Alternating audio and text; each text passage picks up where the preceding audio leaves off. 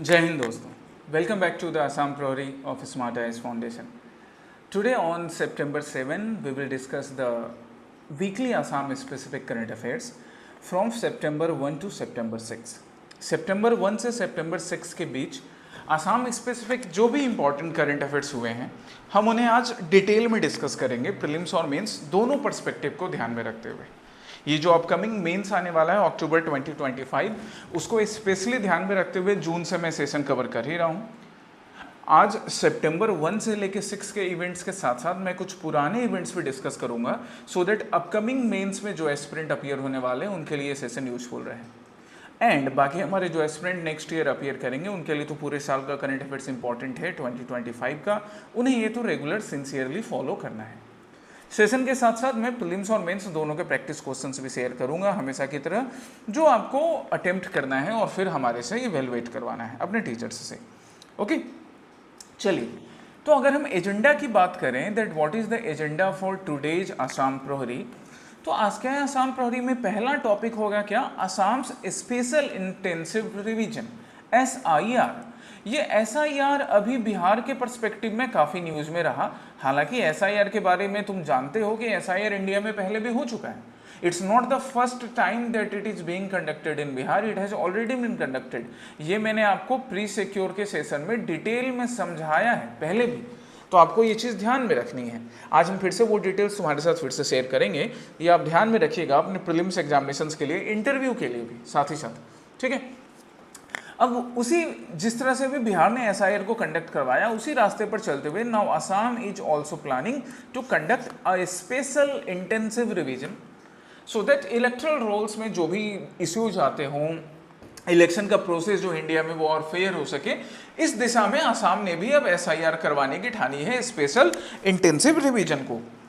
इसके हम डिटेल में पर्सपेक्टिव देखेंगे कि क्या इसका सिग्निफिकेंस है, असम के लिए क्या नीड है अभी, है ना, क्या क्या चैलेंजेस भी हैं और हम किस तरह से वे फॉरवर्ड देखते हुए आगे बढ़ सकते हैं। देन असम और जापान का टाइज, ये जो टॉपिक है ये टॉपिक मैंने प्रीवियस मंथ से लिया है, प्रीवियस मंथ से।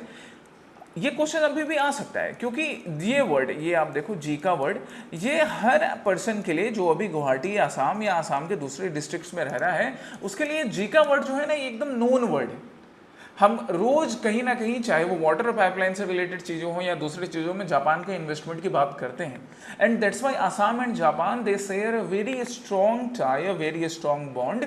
उससे रिलेटेड आप प्रीलिम्स मेंस में क्वेश्चन जरूर एक्सपेक्ट कर सकते हो, उसे आज हम डिस्कस करेंगे। देन महाराजा पृथु के बारे में, राजा पृथु, महाराजा पृथु, जो आप इनके बारे में जब न्यूज़पेपर में लिखा गया तो क्या इनको रेफर किया गया, आसाम्स फॉरगॉटन हीरो। एक्चुअली क्या होता है ना कि हम कई बार अपने कई हीरोज को, अपने कई लेजेंड्स को, अपने कई लीडर्स को शायद इतिहास के पन्नों में भुला देते हैं। उन्हें वापस से उनका उचित सम्मान देना अभी प्रेजेंट की जिम्मेदारी है। एंड दैट्स वाई उसी रास्ते में उन्हें वापस से वो सम्मान देने के लिए, उनके लेगेसी को वापस रिवाइव करने के लिए सरकार भी कई अटेम्प्ट करती है। उनके ऊपर बुक्स लिखे जाते हैं, टेक्स्ट बुक में उनसे रिलेटेड चैप्टर्स यूज किए जाते हैं। अभी recently honourable chief minister Shri Himanta Biswa Sarma ji ने क्या अनाउंस किया कि आसाम में जो अभी आसाम गुवाहाटी में जो फ्लाईओवर बन रहा है, कहाँ से, दिघली पुखरी टू नून माटी फ्लाईओवर जो है, जो लॉन्गेस्ट फ्लाईओवर बनने वाला है, राइट, उसका नामकरण किन के नाम पर होगा, राजा पृथु के नाम पर। तो हम इनसे रिलेटेड एग्जाम स्पेसिफिक जो भी पॉइंट्स है वो डिस्कस करेंगे। Then the next topic would be panchayat which are empowering grass roots in Assam. Panchayati Raj institutions के बारे में हम बात करें, PRI जिनको बोलते हैं, पंचायती राज इंस्टीट्यूशंस, ये सच में ना ग्रास रूट को, क्योंकि अगर ये हमारा इंडिया है तो ऊपर सबसे ऊपर क्या हो जाएगा, सेंट्रल गवर्नमेंट, देन क्या हो जाएगा, स्टेट गवर्नमेंट, और उसके बाद क्या हो जाएगी हमारी पंचायत या म्यूनिसिपैलिटीज, लोकल गवर्नेंस की यूनिट। तो महात्मा गांधी का यही सपना था कि जो ग्रास रूट हो, सबसे नीचे का हिस्सा हो, वहां सबसे पहले मजबूती लाओ, जिससे कि पूरी की पूरी बिल्डिंग, पूरी इमारत मजबूत बनेगी। सो हम देखेंगे कि आसाम में किस तरह से पंचायती राज इंस्टीट्यूशंस का क्या स्टेटस है, क्या कुछ चैलेंजेस हैं, कितने अचीवमेंट्स हैं, ये सारी चीजें, और इन सबसे रिलेटेड प्रीलिम्स और मेंस के प्रैक्टिस क्वेश्चंस भी आपके लिए साथ में चलते रहेंगे। ओके, देन आज के सेशन में रीड एंड रिफ्लेक्ट की हम बात करें तो आज तुम्हारे रीड एंड रिफ्लेक्ट सेशन में मीन्स आपको, जो मैं हमेशा 2 न्यूज़पेपर के आर्टिकल देता हूं कि आप वो पढ़ के अपना थॉट प्रोसेस डेवलप कीजिए, सो दैट ऐसे राइटिंग में या बाकी ऐसे GS पेपर के राइटिंग में भी आपके पास प्रॉपर थॉट रहे, आप इंटरव्यू में सही से आंसर कर सको। उसके लिए पहला आर्टिकल मैंने क्या चूज किया है, श्री भूपेन हजारिका, है ना, हुदा कंठो भूपेन हजारिका, डॉक्टर भूपेन हजारिका, जिन्हें भारत रत्न की उपाधि से भी सम्मानित किया गया, जिनकी हम जन्म तिथि को का शताब्दी वर्ष मनाने जा रहे हैं, 100 साल पूरे हो चुके हैं उनके जन्म को, उसे हम सेलिब्रेट करने जा रहे हैं कल मंडे को, सितंबर 8 को। तो उन्होंने किस तरह से असमीज आइडेंटिटी को एक नया शेप दिया, रीजनल आइडेंटिटी और साथ ही साथ नेशनलिस्ट आइडेंटिटी के बारे में क्या सिखाया। वो जो गाना मुझे जो सबसे प्रिय लगता है उनके कई रचनाओं में से, कई प्रसिद्ध रचनाओं में से, मानुहेर मानुहोर भाबे, वो मतलब एक लेसन है हम सब के लिए, हम सब भारतीय के लिए भी, कि हमें ना रीजनलिज्म के निगेटिव ट्रेड्स छोड़कर, चाहे वो रीजन बेस्ड हो, लैंग्वेज बेस्ड हो, रिलीजन बेस्ड हो, हमें वो छोड़कर ना हमें एक्चुअली में ना ह्यूमैनिटी की आइडेंटिटी एक्सेप्ट करनी चाहिए। ठीक है, ये चीज़ उन्होंने बड़े अच्छे से सिखाया उस पंक्तियों में, उस लाइन में। दूसरा क्या हो गया हमारा, एक इंडियन एक्सप्रेस से मैंने आर्टिकल लिया जो कि पंजाब फ्लड पर बेस्ड है। नाउ पंजाब जो कि 5 रिवर पर बेस्ड है, झेलम, चेनाब, रावी, ब्यास, सतलज, इसी ऑर्डर में बहती हैं, इंडस की ट्रिब्यूटरीज है ना। तो 5 नदियों में बसी हुई जमीन, 5 नदियों में बसी हुई भू, इसलिए बुलाते हैं पंजाब। आज जो ये डिवास्टेटिंग फ्लड आया है ना, ये भी कई साल के बाद आया है। तो इस डिवास्टेटिंग फ्लड में पंजाब के लोगों के साथ हमारी मतलब संवेदना है। हम भगवान से प्रार्थना करते हैं, ऊपर वाले से, वाहेगुरु से प्रार्थना करते हैं कि जल्द से जल्द राहत वहाँ पहुँचे, सरकार राहत कार्य का काम करे, हमसे भी जो राहत हो सकेगा हम वो करेंगे और पंजाब में लोगों को राहत मिले। Now why people face flood, ये इंडियन एक्सप्रेस में सितंबर 6 के एक आर्टिकल में बड़े अच्छे से एक्सप्लेन किया गया है। तो ये 2 आपके लिए मैंने आज के रीड एंड रिफ्लेक्ट के आर्टिकल्स इंक्लूड किए हैं। ठीक है, चलिए, हाँ, प्री सिक्योर के बारे में एक बार फिर से मैं अपडेट कर दूं, जो लोग अभी भी अपडेटेड नहीं है, तो सितंबर 1 से pre secure smart IAS UPSC channel पे मैं करवा रहा हूं, रेगुलर वहां पे अपडेट है। Follow it the current affairs MCQ for prelims as well as mains perspective, कि आप मेंस में भी वैल्यू एडिशन कर सकें, है ना, स्मार्ट आईएएस यूपीएससी चैनल पर। अब हम पहले टॉपिक पर आते हैं। तो पहला टॉपिक है स्पेशल इंटेंसिव रिवीजन पे। जैसा मैंने तुम्हें बताया, और देखो न्यूज़पेपर का आर्टिकल भी क्या है, Assam SIR integrity versus controversy, कि भाई इसको ना कैसे बैलेंस करना है कि जो ऑब्वियसली इलेक्टोरल रोल से रिलेटेड जो भी इश्यूज हो वो इश्यूज भी सॉल्व हो सके, बट जो कंट्रोवर्सी भी अराइज होती है कभी कभी पॉलिटिकल रीजन्स के वजह से या कुछ और रीजन्स की वजह से, उसको भी दूर किया जा सके। तो इससे हम जीएस पेपर 2 और 5 के पर्सपेक्टिव में पढ़ेंगे। सबसे पहले हम इसका इंट्रोडक्शन कॉन्टेक्स्ट देख लें। और ये ना देखो, जब भी मैं आसाम पढ़ेगी का सेशन ये जो इन डेप्थ डिटेल में करवा रहा हूँ वो इसलिए ताकि तुम्हारी जो आंसर राइटिंग है ना, वो आंसर राइटिंग इंप्रूव हो। जो लोग सिंसियरली रेगुलर आंसर राइटिंग कर रहे हैं ना, उनके आंसर राइटिंग में काफ़ी इंप्रूवमेंट आया, और ये 100% गारंटी के साथ में बोल रहा हूँ। और ये देखकर बहुत खुशी होती है कि अब आंसर राइटिंग अभी से आप अच्छे करते जा रहे हो, अगले एग्जाम तक जिन्होंने अगले साल देना है या इवन जो इस साल भी दे रहे हैं, अब जून से जब मैं करवा रहा हूँ, जून 2025 से, तो तब से आपको मेंस के क्वेश्चंस रेगुलर दे रहे हैं। तो जो लोग अभी भी कर रहे हैं ना, जून, जुलाई, अगस्त, सितंबर, अक्टूबर में मेंस दोगे, उनका भी मेंस बड़ा अच्छा जाएगा, ये बात ध्यान रखना। और अगले साल जिन्हें मेंस देना है, प्रीलिम्स देना है, आप तो एकदम बेफिक्र हो जाओ, ठीक है। इसलिए सिंसियरली देखकर आंसर राइटिंग भी कीजिए। हम स्पेशल इंटेंसिव रिवीजन की बात करें तो सबसे पहले ये समझ लें कि क्या है ये स्पेशल इंटेंसिव रिवीजन। तो ये ना एक इंटेंसिव प्रोसेस है जिसको कॉम्प्रिहेंसिवली कवर किया जाता है हाउस टू हाउस वेरिफिकेशन से। मतलब घर घर जाकर लोगों का वेरिफिकेशन करना कि क्या वो इलेक्टोरल रोल्स में जो इंक्लूडेड हैं सच में सही वैलिड सिटीजन हैं या नहीं है, फेक वोटर्स तो नहीं है। एंड इसके पीछे ना लीगल बैकअप भी है, सेक्शन 21(3) ऑफ द आरपीए 1950। ये आरपीए क्या है, रिप्रेजेंटेशन ऑफ पीपल एक्ट क्या है, ये मैं तुम्हें भी बताऊंगा। 2 देखेंगे हम, 1950 का आरपीए और 1951 का, इसके डिटेल्स देखेंगे। यहाँ देखो मैंने तुम्हारे लिए डिटेल में मेंशन कर रखा है दोनों, है ना, एक्सप्लेन करूंगा अभी। तो इसके लीगल बैकअप हमें रिप्रेजेंटेशन ऑफ पीपल एक्ट 1950 से मिलती है। साथ ही साथ द कॉन्स्टिट्यूशन ऑफ इंडिया में भी article 324(1) is giving it a backup कि अगर मान लो सपोज सुप्रीम कोर्ट या हाई कोर्ट में ये मैटर पहुंचेगा, जब असम में करवाया जाएगा या जब बिहार में करवाया जा रहा था, बाकी जगहों पे करवाया जा रहा था, तो सुप्रीम कोर्ट देखेगा कि देखो ये पूरी तरह से अनकॉन्स्टिट्यूशनल तो नहीं है ना, इलीगल भी नहीं है।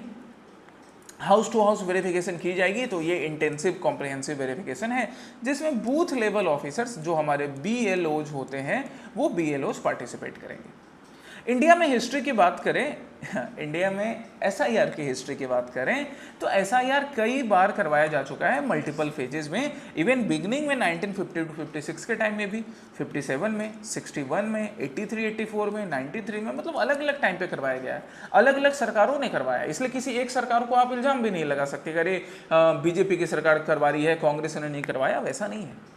इवन बिहार में जो अभी 2025 में एसआईआर करवाया गया उससे पहले भी हो चुका है, 2003 में भी हो चुका है।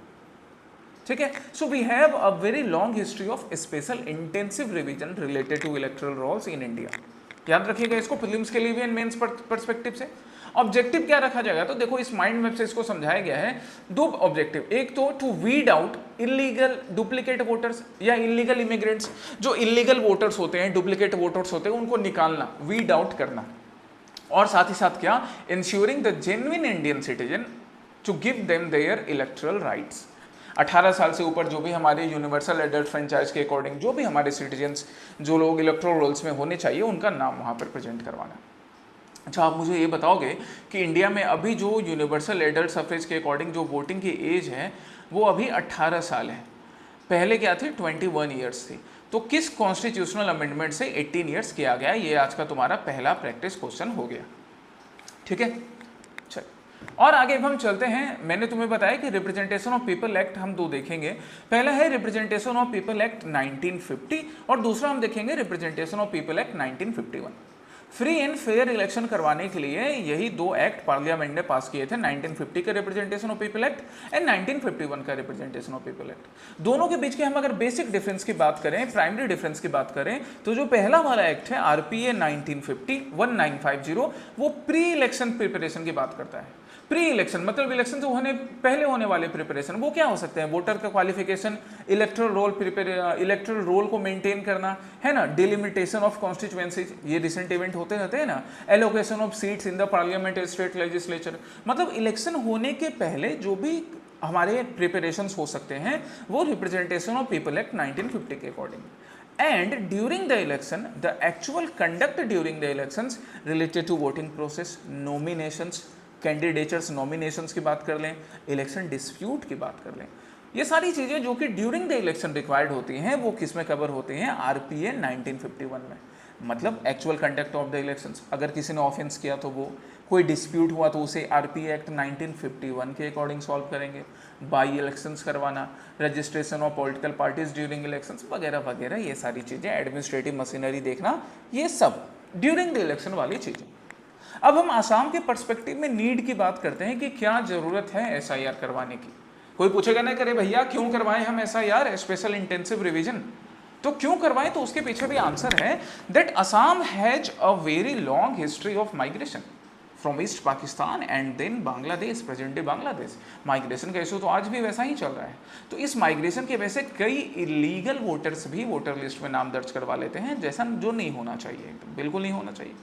दूसरा, आसाम एकॉर्ड कॉम्प्लायंस, जो 1985 के आसाम एकॉर्ड की बात करते हैं, जिसने प्रॉमिस किया था detection and deletion of foreigners, मतलब illegal settlers from voter list, उस चीज को भी हमें देखना पड़ेगा। सरकार उस दिशा में भी काम कर रही है। Protection of indigenous identity, the indigenous people, those who have been born here, those who originally belong here, they should have the right to choose their representative. इसे भी प्रोटेक्ट करना, प्रोमोट करने की जिम्मेदारी। Displacement in geography, due to flood, due to erosion and due to different things, we can find many people who have been settled in different parts of Assam, especially the 4 regions. अब वहाँ पे ये जो illegal settler settle हो गए हैं, सिर्फ 4 regions क्या, उसके अलावा बाकी रीजन्स में भी, तो ये डिस्प्लेसमेंट की वजह से ना पूरी डेमोग्राफी चेंज हो जाती है, सिर्फ ज्योग्राफी नहीं, डेमोग्राफी भी। तो इसे भी सही करना है, यूथ को इंक्लूड करना, जैसा मैंने बोला तुम्हें शुरू में ही समझाया कि एसआईआर का एक पर्सपेक्टिव ये भी है, सिर्फ वीड आउट करना नहीं, जो कि न्यू वोटर्स हमारे हैं, जो लीगल वोटर्स हैं, उनका भी इंक्लूजन, एंड साथ ही साथ नेशनल सिक्योरिटी को प्रमोट करना, ताकि इलीगल सेटलर्स से रिलेटेड अगर कोई भी लॉ एंड ऑर्डर का इशू अराइज हो रहा हो, कोई भी सोसाइटल इशू अराइज हो रहा हो, उसको दूर करना। सो ये आसाम के पर्सपेक्टिव में नीड हो गए। यहाँ एक चीज़ याद रखना, ये जो भी मैंने तुम्हें 6 पॉइंट बताए हैं, 5-6 पॉइंट्स बताए हैं, ये आसाम के पर्सपेक्टिव में करके मैंने तुम्हें बताया है। ये आप अपने मेंस के आंसर के लिए भी और इंटरव्यू के लिए याद रखिएगा। इस बार जो लोग एपीएससी का इंटरव्यू दोगे ना, उनसे पक्का पूछा जाएगा कि एसआईआर का नीड आसाम के पर्सपेक्टिव में बताओ। हम इसको और डिटेल्स में अगर देखें, सिग्निफिकेंस की बात करें, अब सिग्निफिकेंस क्या, इससे ना इलेक्ट्रल रोल एक्यूरेसी बढ़ेगी। जैसे अब एग्जाम्पल भी मैं दे रहा हूँ, ये सब मेंस के आंसर में बहुत ज़रूरी है। इवन इंटरव्यू में भी अगर सपोज क्रॉस क्वेश्चन हुआ तो तुम वहाँ पर भी एग्जाम्पल दे सकते हो कि साहब बिहार में जब SIR किया गया तो मालूम पड़ा कि 18 लाख जो वोटर्स थे वो तो पहले डेथ हो चुकी थी, 7 लाख डुप्लीकेट वोटर्स थे। तो सोचो कितना बड़ा गड़बड़ घोटाला चल रहा था, 25 लाख लगभग लोगों का। वैसा ही सिमिलर इशू आसाम में भी हो सकता है, बिल्कुल नंबर ऊपर नीचे हो सकते हैं बट वैसा इशू होगा। Combating bogus voting in riverine areas, bogus voters जो कि एक्चुअली में वोटर्स नहीं होते हैं, और ये तो गवर्नमेंट ने भी ऑब्जर्व किया है कि 4 रीजन्स में या फिर रिमोट रीजन्स में ऐसे कई बोगस वोटर्स हैं। So that's why this thing should be combated. Safeguarding democratic legitimacy, एक पर्सन वन वोट, ये जो हमारा आइडिया है कॉन्स्टिट्यूशन का, as per the article 326 which is protecting universal adult suffrage, एक पर्सन को एक ही वोट का राइट मिलना चाहिए। अब एक पर्सन का एक से ज़्यादा अगर वोटर लिस्ट में नाम है, या एक पर्सन अलग अलग नामों से थोड़ी सी आइडेंटिटी चेंज करके अलग अलग रीजन में वोट डाल रहा है, तो ये तो बिल्कुल हमारी जो डेमोक्रेटिक लेजिटिमेसी है उसको खत्म कर देगा। साथ ही साथ आसाम जो माइग्रेशन और डेमोग्राफिक चैलेंजेस के इशूज से गुजर रहा है, जिसको लेकर इलीगल सेटलर्स को हटाने का काम चलाना हो, या फिर इंडिजिनियस पीपल को उनके लैंड राइट्स वापस देने का काम करना हो, सरकार का ये जो लक्ष्य है, इस लक्ष्य को भी पूरा करना जरूरी है।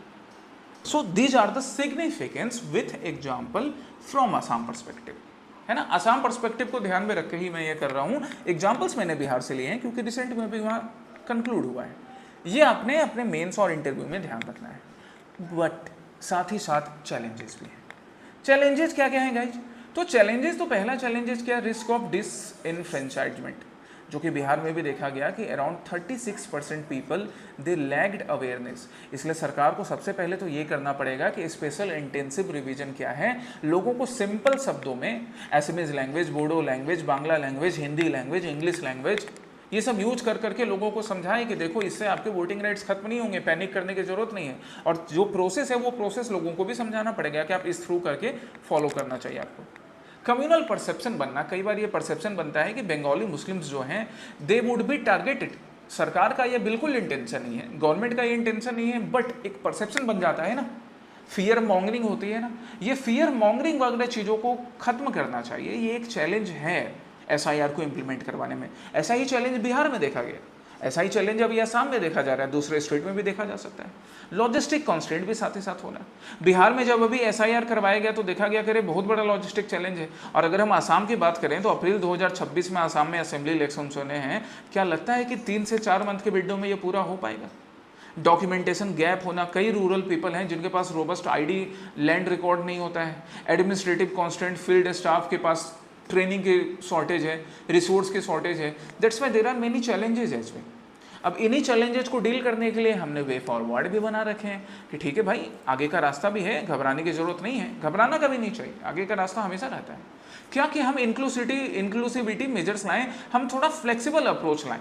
जैसे वी कैन इंक्लूड आधार, हम आधार, अगर आधार जेन्युइन डाटा है, अब यहाँ पर भी रिस्पॉन्सिबिलिटी है कि आधार का में भी इंक्लूजन सही हुआ हो। सुप्रीम कोर्ट ने बिहार के पर्सपेक्टिव में भी ये बताया। मल्टीलिंगुअल कैंपेन, जैसे मैंने तुम्हें बोला ना कि असमीज, इंग्लिश, बोडो, बांग्ला, हिंदी, इन सब लैंग्वेज में कैंपेन चलाना। AI का यूज करना सो दैट जो भी अगर एनोमली हो उसको डिटेक्ट किया जा सके, आधार लिंक्ड वोटर को वेरीफाई किया जा सके, एंड साथ ही साथ जुडिशियल ओवरसाइट भी होना। क्योंकि जब जुडिशियल ओवरसाइट होगा ना तो किसी भी टाइप के आप कह सकते हो ग्रीवांसेस का या किसी भी टाइप के मोनोपोली का, मिसयूज का चांस नहीं रहेगा, right. So in this manner we can bring the way forward as well. हम वे फॉरवर्ड भी एक तलाश सकते हैं जिससे special intensive revision SIR Assam में सक्सेसफुली करवाया जा सकता है अपने मोटो को फुलफिल करते हुए। ओके, नाउ अब ये प्रैक्टिस क्वेश्चन आपके लिए, ये रहा मेंस का प्रैक्टिस क्वेश्चन 250 वर्ड्स में। क्वेश्चन को ध्यान से पढ़िए और फिर उसके बाद इसको लिखने की कोशिश कीजिए। जहां भी प्रॉब्लम हो तुम कभी भी स्मार्ट IAS फाउंडेशन में, अपने स्मार्ट IAS फाउंडेशन के सेंटर पर आकर, है ना, 2nd फ्लोर पार्निल कॉम्प्लेक्स जू रोड तिनियाली, आप कभी भी आकर हमसे मिल सकते हैं। या आप स्मार्ट IAS फाउंडेशन का जो इंक्वायरी नंबर है इस पर कॉल करके भी हमसे बात कर सकते हैं। हम लोग आपको बताएंगे कि ठीक है आंसर्स कैसे लिखना है। This is open to all. Smart IAS foundation के जो स्टूडेंट है वो तो आकर आंसर चेक करवाते ही हैं, मेल करके चेक करवाते हैं, बाकी स्टूडेंट्स के लिए भी ये फैसिलिटी है। ओके, नाउ नेक्स्ट टॉपिक, अब नेक्स्ट टॉपिक क्या है, असम जापान के टाइज पर है, असम जापान के रिलेशन पर है। That which kind of relation Assam and Japan is holding, we know a very good relation, जैसा मैंने एग्जांपल जेका का दिया था, जिका का। अब हम देखते हैं कि अभी रिसेंट में इसकी चर्चा क्यों हो रही थी कुछ महीने पहले, और आगे हम इससे क्या क्या निकाल सकते हैं। सो अगर हम कॉन्टेक्स्ट की बात करें तो मैं कॉन्टेक्स्ट ले रहा हूँ मई 2025 का। तुम बोलोगे सर सितंबर में असम प्रहरी करवा रहे हैं यहाँ, बट मई का क्यों ले रहे हैं न्यूज़? क्योंकि गाइस ये इंपॉर्टेंट है, मुझे दिख रहा है कि ये ना मेंस एग्जामिनेशन में इसके आने के चांसेस हैं 2025 में। इंडिया और जापान के रिलेशन भी नेशनल लेवल पर, मतलब इंटरनेशनल लेवल पे इंडिया और जापान के लेवल पे बढ़िया हो रहे हैं, पहले से बढ़िया हैं और भी बढ़िया होने के चांसेस हैं। भगवान करे ऐसा ही बढ़े, है ना, ऐसा ही बढ़े, बढ़ता ही रहे, है प्रीत जहाँ की रीत सदा, वसुधैव कुटुंबकम के रास्ते पर चलते हुए। अब असम भी जापान के साथ अपने रिलेशन को और बढ़िया करने के रास्ते पर चल रहा है, जो कि फिर से इस बार कैसे पॉसिबल हो पाया। Speaker of Japan house of representative Nukaga Fukushiro he visited Assam, और यहाँ पे आप देख सकते हो ऑनरेबल चीफ मिनिस्टर साहब उनका स्वागत कर रहे हैं बाकी डिग्नेटरीज के साथ। So why does the Assam Japan relation matter? अगर हम इसकी बात करें तो trade and industry, infrastructure, education, tourism, culture, environmental sustainability, health, इन सब फील्ड में हम जापान की मदद ले सकते हैं और असम की जो स्पेसिफिक नीड है, जो यूनिक नीड है, उसको फुलफिल कर सकते हैं। इवन एडवांटेज असम, जो कि ऑनरेबल मिनिस्टर का एक एम्बिशियस प्रोजेक्ट है, एम्बिशियस सपना है कि असम को सेल्फ डिपेंडेंट बनाया जाए इकोनॉमिक इन्वेस्टमेंट करवाकर, तो उस केस में भी जापान और जापान की कंपनीज हेल्प करेंगी। So that's why it's really important for us that we maintain a very good relation with Japan. So now come to the significances of Assam Japan ties. Assam और Japan के ties, Assam Japan के relation के significance की बात करते हैं। Examples लेते हुए 4 पॉइंट अगर लिख रहे हो एग्जाम्पल में, क्वेश्चन में आंसर जो लिख रहे हो तुम किसी क्वेश्चन का, कम से कम 2 से 3 में एग्जाम्पल डालो। तो पहला, अगर हम इन्वेस्टमेंट एंड इंडस्ट्रियल ग्रोथ की बात करें ना, तो Japan, specially Japan international cooperation agency Zika, जिसके बात मैं कर रहा था अभी वाटर प्रोजेक्ट के लिए, सबसे सिंपल है। जीका और चीज़ों में भी कंट्रीब्यूट करता है, बट वाटर वाला सबसे सिंपल, सबको दिखता है। तो जापान अपना जो इन्वेस्टमेंट करता है वो Japan international cooperation agency Zika के थ्रू करता है, and it's really contributing in the development of not only Guwahati but Assam. Guwahati के पास इंडस्ट्रियल टाउनशिप बसाने की भी बात हो रही है। इवन टाटा ग्रुप की जो सेमीकंडक्टर फैसिलिटी है जागी रोड में, वहां पर भी जापानीज डेलीगेशन गया था विद सोच कि they are interested in it. हो सकता है टाटा के साथ ही कुछ करें आसाम में इलेक्ट्रॉनिक्स सेमीकंडक्टर फैसिलिटी की, सेमीकंडक्टर प्रोडक्शन को और बढ़ाने के लिए, या किसी और चीज़ में इन्वेस्टमेंट करें। दूसरा क्या होगा, सस्टेनेबल नो हाउ। जापान जो है ना वो सस्टेनेबल डेवलपमेंट के लिए जाना जाता है और आसाम को इस दिशा में और काफ़ी काम करने की जरूरत है। सो दैट्स वाई, जैसे एक एग्जांपल मैंने क्या लिया कि जापान का वेस्ट मैनेजमेंट सिस्टम। गुवाहाटी में हम देखते हैं कि गुवाहाटी हम कैपिटल की बात कर रहे हैं, दिसपुर गुवाहाटी, आसाम कामरूप की बात कर रहे हैं, तो यहाँ पे ना ये जो वेस्ट जनरेशन है वो बढ़ता जा रहा है। अराउंड 25% वेस्ट 2024 में बढ़ रहा है, इंक्रीज हो गया है 25%। तो गुवाहाटी के लिए, एक्चुअली ये पूरे इंडिया के लिए नीड है, पर हम आसाम के कैपिटल की बात करें तो यहाँ पे एक हम नीड फुलफिल कर सकते हैं कि ये जो वेस्ट जनरेशन बढ़ रहा है, हम जापान से ये हेल्प लेकर कि किस तरह से वेस्ट मैनेजमेंट किया जा सकता है। 80% तक वेस्ट मैनेजमेंट उन्होंने किया, इसे हम आसाम में कैसे इंप्लीमेंट कर सकते हैं। दूसरा क्या है, डिजास्टर रेजिलिएंट इंफ्रास्ट्रक्चर डेवलप करना। अब डिजास्टर रेजिलिएंट इंफ्रास्ट्रक्चर जापान से बेहतर कौन जानेगा, जहाँ आए दिन सुनामी, अर्थक्वेक वार्निंग आती हो, और आसाम से भी बेहतर इसको कौन समझेगा जो फ्लड की वजह से परेशान रहता हो।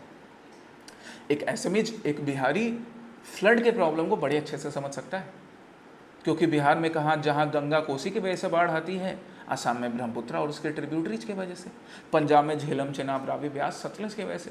तो चाहे पंजाबी हो, बिहारी हो, बंगाली हो, एसएमईज हो, सबके प्रॉब्लम सिमिलर है ना। इसलिए अपने ये रीजनल डिफरेंसेस भूल के अगर हम सच में आगे बढ़ें, तब देश को हम सर्वश्रेष्ठ बना पाएंगे। बाकी इसके अलावा, इन सिग्निफिकेंस के अलावा भी कुछ सिग्निफिकेंस है। आसाम जो हमारी एक्ट ईस्ट पॉलिसी है, उसमें आसाम एक बड़ा इंपॉर्टेंट रोल प्ले करेगा, and Japan would help us in this.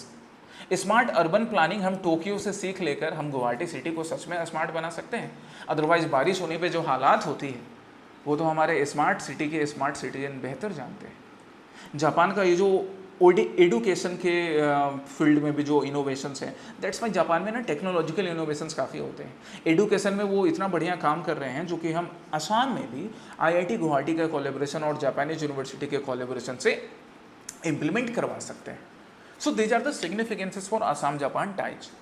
अब हम कुछ सक्सेसफुल इन्वेस्टमेंट की बात करें कि आसाम ने क्या क्या इन्वेस्टमेंट यहाँ पर करके रखा है, तो जैसे धुबरी फुलबारी ब्रिज की बात करते हैं, अभी अंडर कंस्ट्रक्शन स्टेट में है। तो ये धुबरी फुलबारी ब्रिज भी ये किसके वजह से पॉसिबल हो पा रहा है, जापानीज असिस्टेंस की वजह से।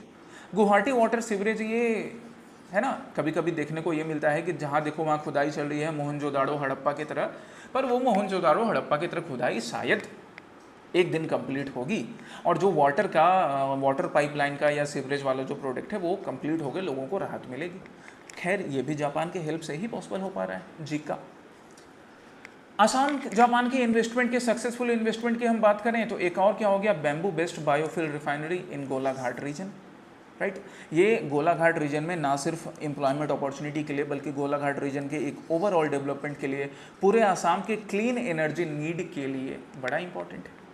ASEAN one Japan Assam skill and language initiative, ये तो अभी रिसेंट का इनिशिएटिव है जहाँ पे आसाम की सरकार क्या करेगी, लोगों को उनके अंदर सॉफ्ट स्किल्स बढ़ाने के लिए, है ना, उनको जॉब अपॉर्चुनिटी और बेहतर अवेलेबल करवाने के लिए जापानीज लिंक्ड जो भी जॉब अवेलेबिलिटी होगी, और जापान में तो जॉब की कमी नहीं है, बेहतर हालात में जॉब है, इसके लिए हम यहाँ उनको जापानीज़ लैंग्वेज में भी ट्रेनिंग देंगे, बाकी स्किल्स प्रोग्राम में भी ट्रेनिंग देंगे, बहुत सारी चीज़ों में, जिससे कि हमारा जो यूथ है वो न्यू एज टेक्नोलॉजी के अकॉर्डिंग जॉब एक्वायर करने के लायक बन सके।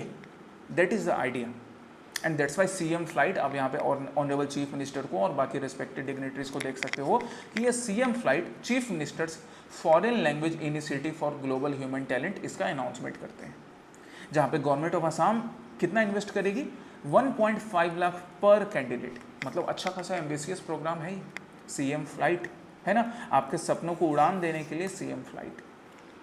चलिए, सो अपॉर्चुनिटीज किसके सेक्टर्स में जनरेट होने वाला है जापान और आसाम के रिलेशन से, ग्रीन एंड रेजिलिएंट इंफ्रास्ट्रक्चर के लिए, जो कि हम ब्रिजेज में, urban water, solid waste management में देख सकते हैं, मैन्युफैक्चरिंग एंड वैल्यू एडिशन के लिए, तो चाहे वो टी वैल्यू चेन एडिशन हो, बैम्बू कंपोजिट कल्चर हो, है ना, फूड प्रोसेसिंग के लिए हो, इलेक्ट्रॉनिक्स के लिए हो, क्लीन एनर्जी के लिए, हेल्थ केयर के सेक्टर्स के लिए, Japanese they are doing very advancement in health care as well, हम वहाँ पे यूज कर सकते हैं। एजुकेशन एंड स्किल एनहांसमेंट, अभी CM फ्लाइट के बारे में बताया, टूरिज्म प्रमोट करने के लिए बोथ लेवल पे टूरिज्म प्रमोट, ये देखो क्या मैंने एग्जांपल दिया, वर्ल्ड वॉर 2 हेरिटेज सर्किट, तो world war 2 heritage circuit Assam में भी है, जापान में भी है ना, एक बढ़िया देखो सिमिलैरिटी दिख गई, टूरिज्म प्रमोट हो सकता है। एग्रीटेक एंड फिशरीज के फील्ड में भी एग्रीकल्चर को या फिशरीज को और बेहतर बनाने के लिए हम जापान से सीख सकते हैं। सो इन फील्ड्स में ना ऐसी अपॉर्चुनिटीज अवेलेबल हैं। बाकी इंडिया जापान रिलेशनशिप के बारे में आप प्रशांत मिश्रा सर से इंटरनेशनल रिलेशंस की क्लासेस में पढ़ोगे, है ना, प्रशांत मिश्रा सर आपको वहाँ पर पढ़ाएंगे जापान इंडिया रिलेशंस किस तरह से हिस्टोरिकली डेवलप हुआ, आगे कैसा चल सकता है, ये हमने करंट अफेयर्स के पर्सपेक्टिव में किया। तो नाउ आज आपके लिए एक फिर से mains based practice question on Assam Japan ties, आप ये लिखिए और इसको लिख कर ना प्रशांत सर से भी दिखवाइए कि सर जी राज सर ने बोला था कि आपसे दिखवाना है, कहीं पे हमें दिक्कत हो रही है वो आप बता दो। प्रशांत भाई बिल्कुल बताएंगे। चलिए नेक्स्ट टॉपिक पर चलते हैं। ओके गाइस, तो नेक्स्ट टॉपिक किन पर है, राजा पृथु, जिन्हें फॉरगेटन हीरो के रूप में बुलाया गया। क्यों बुलाया गया फॉरगेटन हीरो के रूप में, क्योंकि इन्होंने जो कंट्रीब्यूशन दिया वो इतिहास में सेलिब्रेट करना चाहिए था। बख्तियार खिलजी इन्वेडर, जिसने आकर भारत की सभ्यता को नुकसान पहुंचाने की कोशिश की, जिसने नालंदा यूनिवर्सिटी को डिस्ट्रॉय किया, जिसने हमें अंधकार के युग में ढकेल दिया, उसको रोकने हराने का काम किया था इन्होंने, पर फिर भी इतिहास के पन्नों में भुला दिया गया, इसलिए आसाम फॉरगेटन हीरो कहा जा रहा है। आइए पढ़ते हैं महाराजा पृथु के बारे में। तो महाराजा पृथु के बारे में हम अगर बात करें तो इंट्रोडक्शन कैसे लिख सकते हैं, आप ऐसे लिख सकते हो that king Prithu also referred as Raja Prithu Rai 13th century, मतलब मिडाइवल पीरियड के हमारे एक राजा हैं जो कि कामरूप किंगडम में, कामरूप में यहाँ रूल कर रहे थे। मॉडर्न डे आसाम की बात करें, कौन से डायनेस्टी से बिलोंग कर रहे हैं, खेन डायनेस्टी से। अब आप GS पेपर 5 आसाम की जब क्लासरूम में करोगे तो आप वहाँ पे खेन डायनेस्टी के बारे में पढ़ोगे, राइट। प्रोबेबली कहा जाता है कि ये जो खेन डायनेस्टी के जो लोग थे ये लोकल चिफ्टियंस रहे होंगे, और पाल रूलर्स जो कि कभी बिहार बंगाल वाले रीजन में रूल कर रहे थे, इनके डाउनफॉल के बाद राइज करते हैं। अभी हम प्रेजेंट रेलेवेंस की बात करें तो ऑनरेबल चीफ मिनिस्टर ने क्या अनाउंस किया कि आसाम का जो लॉन्गेस्ट फ्लाईओवर है, कहाँ से कहाँ भैया, दिघली पुखरी टू नून माटी। तो दिघली पुखरी टू नून माटी जो फ्लाईओवर है दिघली पुखरी नूनमाटी के रास्ते में रहने वाले लोगों के लिए बड़ी अच्छी खुशखबरी है ना, कि लिए फ्लाईओवर बन जाएगा, आपके लिए कम्यूटेशन आसान हो जाएगा। अभी थोड़े दिन की तकलीफ है, जल्द पूरा होने वाला ही है। तो इसका नाम महाराजा पृथु के नाम पे रखा जा रहा है।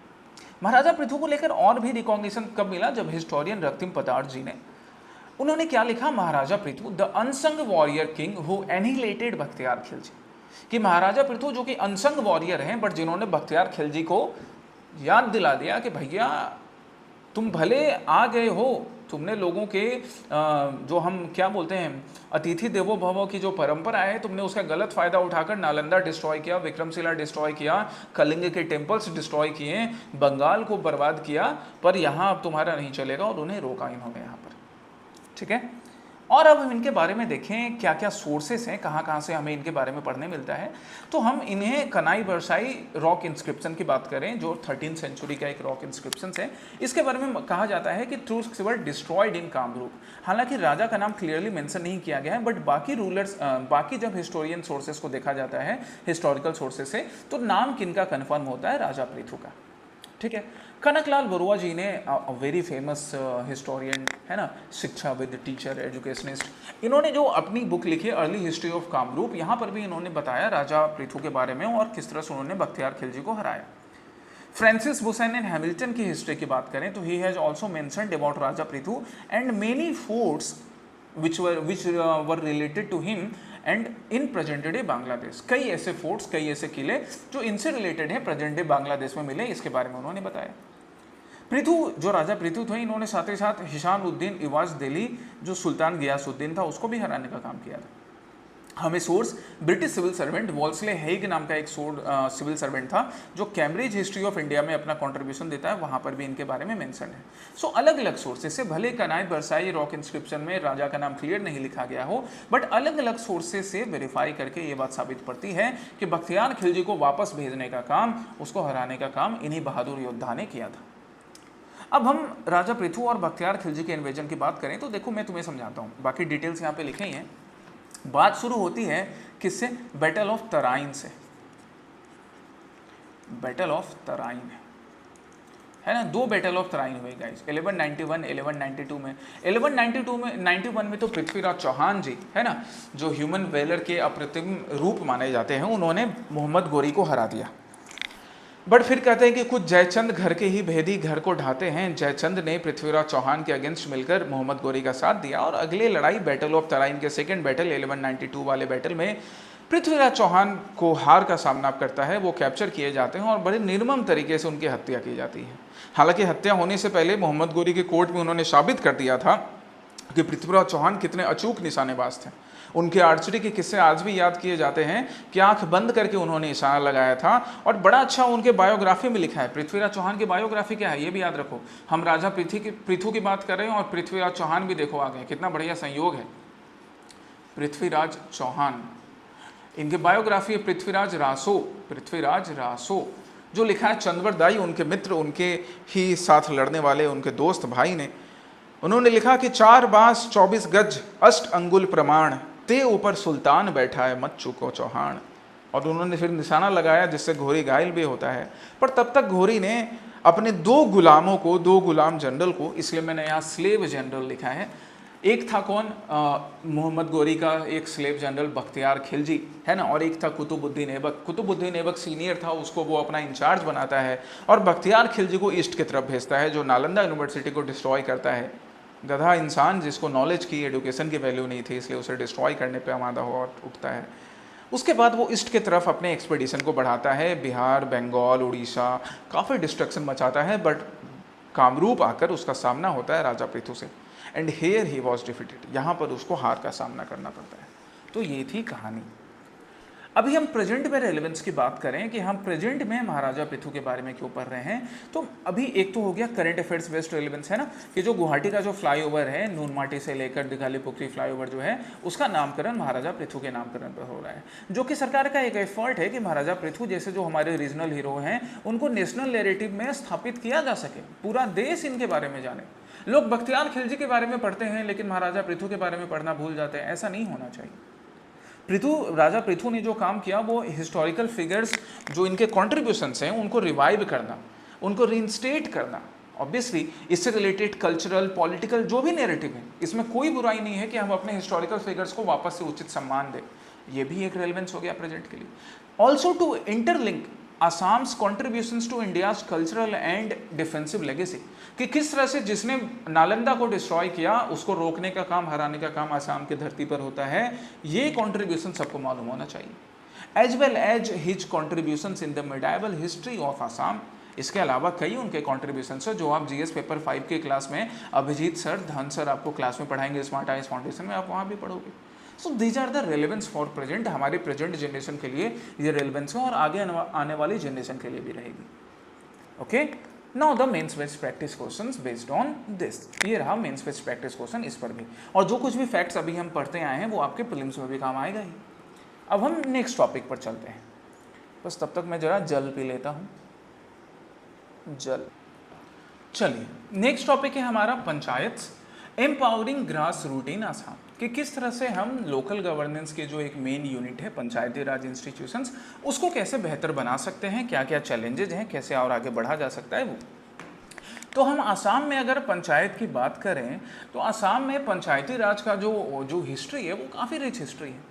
इवन प्री इंडिपेंडेंस में कभी नाम घर और जो सभा का जो फॉर्मेशन है, जब हम वैदिक पीरियड पढ़ते हैं हिस्ट्री की क्लासेस में, जब मैंने तुम्हें वैदिक गवर्नेंस समझाया वैदिक पीरियड का, तब भी मैंने तुम्हें बताया कि अर्ली वैदिक पीरियड में सभा, समिति, है ना, विधाता, ट्राइबल विलेज असेंबली, ये एग्जिस्ट करती थी। तो ये सभा, समिति, विधाता इंडिया के अलग अलग पार्ट्स में भी मिलती थी। इवन आसाम में भी सभाज का मेंशन है। जो नामघर होते थे वो भी कभी एक टाइप के लोकल गवर्निंग इंस्टीट्यूशंस के रूप में एक्ट करते थे। इवन प्री इंडिपेंडेंस में हम बात करें तो Assam local governance act 1915 and rural self government act 1926 का भी मेंशन है। सो that's why Assam has a rich historical tradition for local self governance.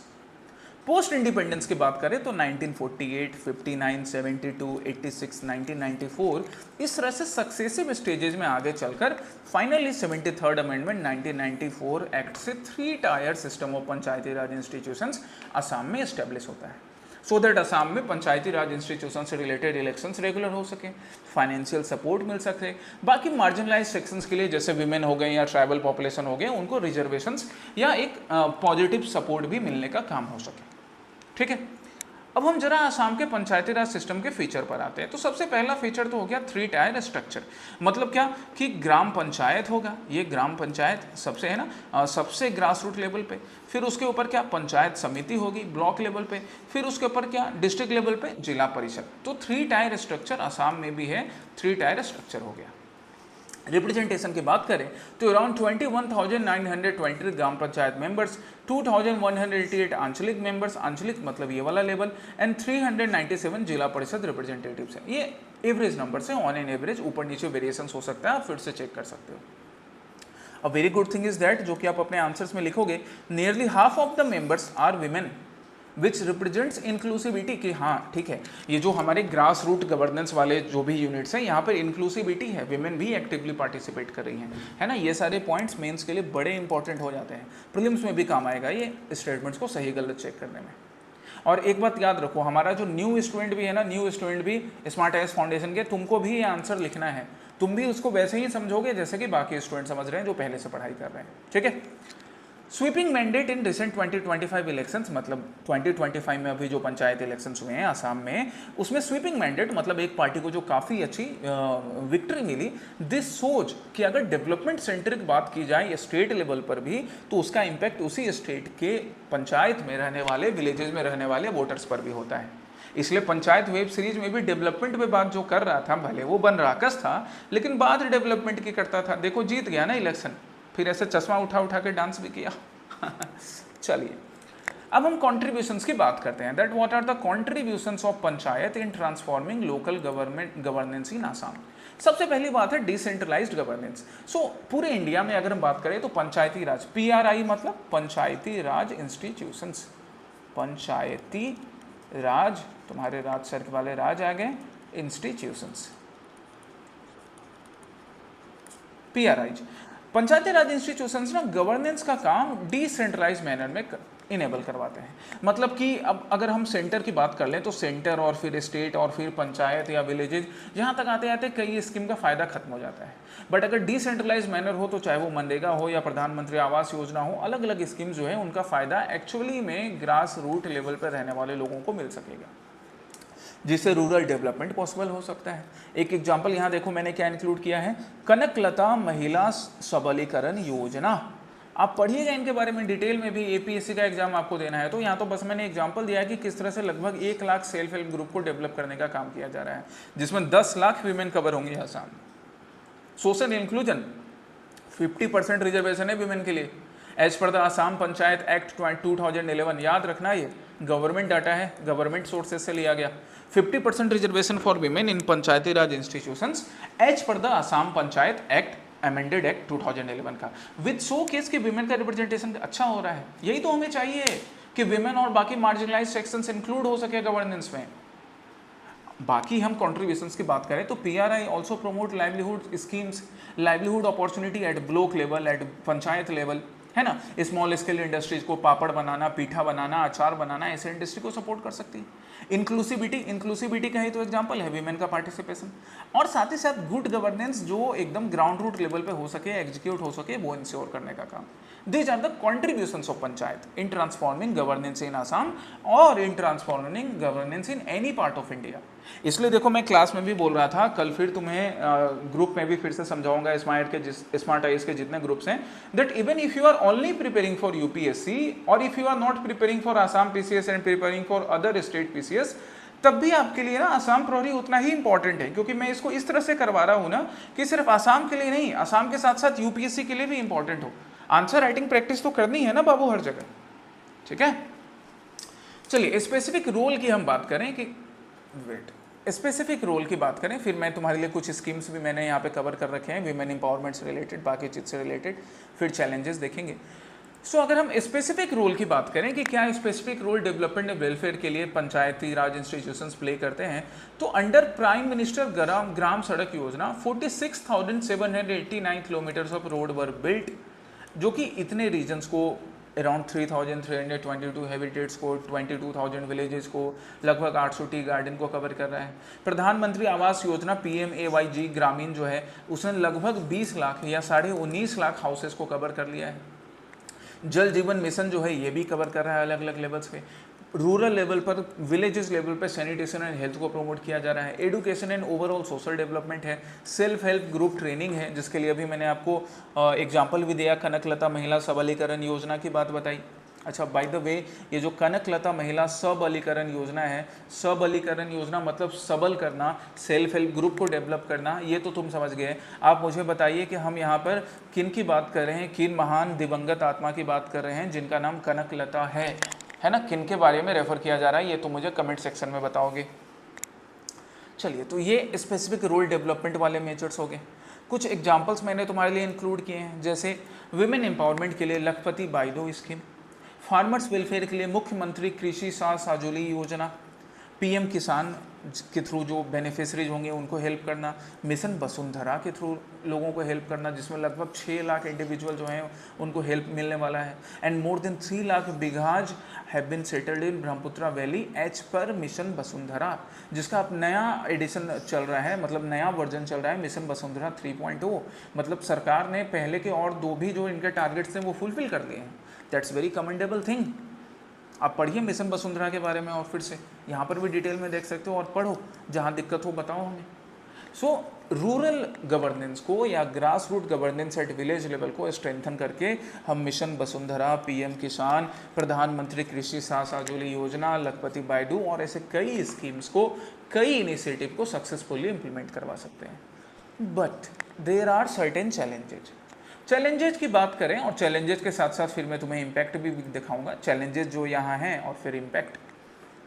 तो पहले चैलेंजेस देखो तो एक एडमिनिस्ट्रेटिव इनएफिशिएंसी होती है, ट्रेंड पर्सनल्स रूरल रीजन में नहीं मिल पाते हैं, डिजिटल इंफ्रास्ट्रक्चर नहीं मिल पाता है, या डिजिटल इंफ्रास्ट्रक्चर मिलता है तो उसका यूज समझ में नहीं आता है। That's Y 60% of rural panchayat they feel digitally divided, digitally backward. तो यहाँ पर हमें एडमिनिस्ट्रेटिव एफिशिएंसी बढ़ाने की जरूरत है। पॉलिटिकल इंटरफेरेंस होना, अब स्टेट में जिस पार्टी की सरकार चल रही है, देश में जिस पार्टी की सरकार चल रही है, किसी की भी हो, है, I am not taking any name, क्योंकि सब पार्टीज के अपने अपने ही एजेंडे रहते हैं अलग अलग टाइम पर। तो ये जरूरी नहीं है ना कि गांव में भी उनकी ही सरकार बने, और अगर उनकी सरकार नहीं बने तो वो काम नहीं करेंगे, क्या ये भी सही बात है? तो ये जो पॉलिटिकल इंटरफेरेंस, एक जो पॉलिटिकल मोनोपोली बनाई जाती है बड़ी पार्टीज का विलेजेस में भी उनके सपोर्ट से, ये गलत बात है ना, that thing should be corrected. दूसरा, poor sustainable development goal performance. Assam की हम बात करें तो पंचायत एडवांसमेंट इंडेक्स की बात करें तो असम ने ज़्यादा बढ़िया परफॉर्म नहीं किया है, which shows that rural level पर गवर्नेंस अभी भी वीक है, ठीक है। And that's why overall impact, हमें कुछ रीजन्स में ओवरऑल इम्पैक्ट अच्छे दिखते हैं इन चैलेंजेस के होने के साथ साथ ही। स्पिरिट ऑफ अंत्योदय जो है, इसमें हमने देखा कि थोड़ा एप्लीफमेंट हुआ है, कुछ इंजन ऑफ एम्पावरमेंट, वीमेन का पार्टिसिपेशन बढ़ा है, ग्रास रूट डेमोक्रेसी रीडिफाइन हो रही है अपने चैलेंजेस के साथ साथ। तो यहाँ से हमें समझ में क्या आया ना कि इम्पैक्ट है, पॉजिटिव इम्पैक्ट है। सरकार ने कई स्कीम्स भी बनाई है, जैसे लखपति बाइडू स्कीम्स हो गई या बाकी स्कीम्स हो गए, वो भी बना के रखा है, प्रधानमंत्री ग्रामीण आवास योजना भी है, कई स्कीम्स हैं, बट हैविंग दीज चैलेंजेस। सो एक सिविल सर्वेंट से यही उम्मीद होती है कि वो इन चैलेंजेस को भी ध्यान में रखे और इन चैलेंजेस को दूर करते हुए, चाहे वो पॉलिटिकल इंफ्लुएंस का हो, फाइनेंशियल कॉन्स्टेंट हो, है ना, क्या बोलते हैं, इंफ्रास्ट्रक्चरल चैलेंजेज हो, डिजिटल डिवाइड वाला चैलेंज हो, उनको डील करते हुए पंचायती राज इंस्टीट्यूशन को स्ट्रेंथन करने का काम करें, ठीक है। That is expected from you. So now a mains based practice question on this.